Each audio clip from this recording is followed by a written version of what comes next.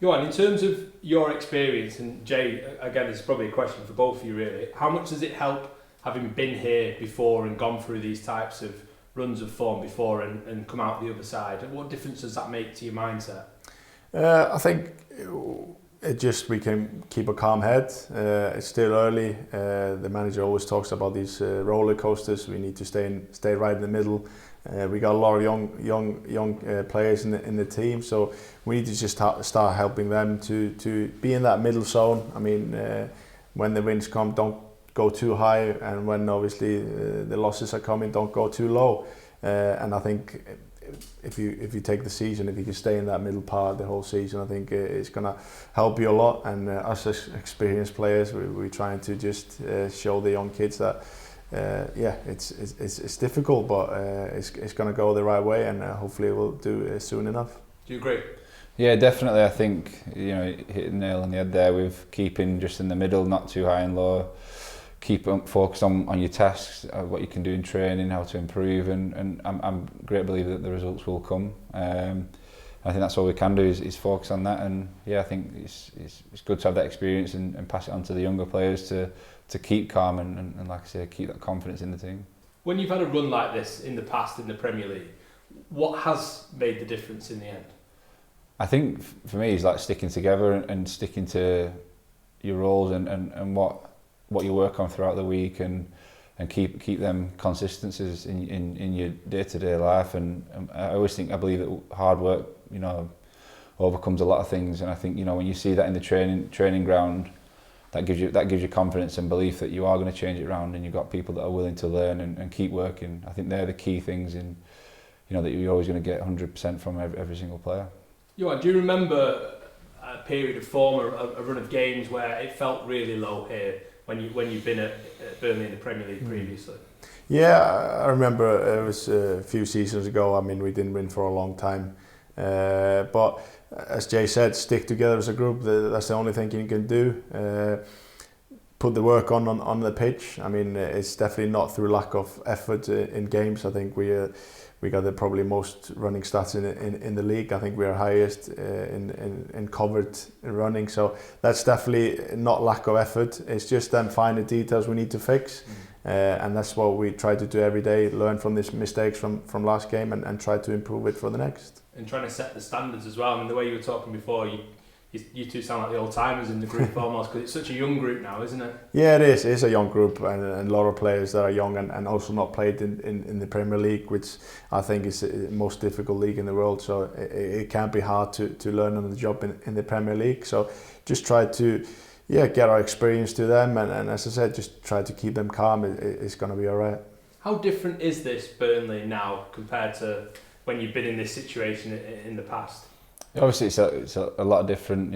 The way we work is totally different, and the amount of players we've got, the amount of young players we've got is totally different. But it's a new way, and it's how you learn from these different situations that keep you improving. I've had so many different managers, so many different players I've played with and learnt from, and I think you just continually learning, and I think that's the key thing. But yeah, it's totally different, yeah.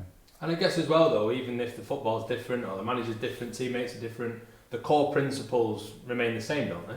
Yeah, of course. With Burnley, it's all I've known, and in terms of growing up, and I've always associated Burnley Football Club with hard working, down to earth people that want to get results and make it difficult for opposition when they come to Turf Moor. And I think we won't get away from that. They're the core values, and like I say, and being together as one as a family, I think that's really important. And I think if we can stick to them with everything else alongside it is always a positive.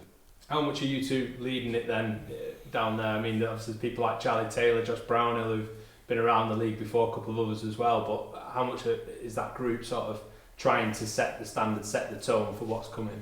Yeah, I think every training session we do our best. I mean, I think you should lead by example in the gym before training, in the dressing room, half time after the game, just to try to lift the mood a little bit. So there's a lot of things we can do, but at the end of the day, it's on the pitch that matters. Everybody has to do their jobs and try to get some points on the board. But we as the older players, we try to help the younger ones every day.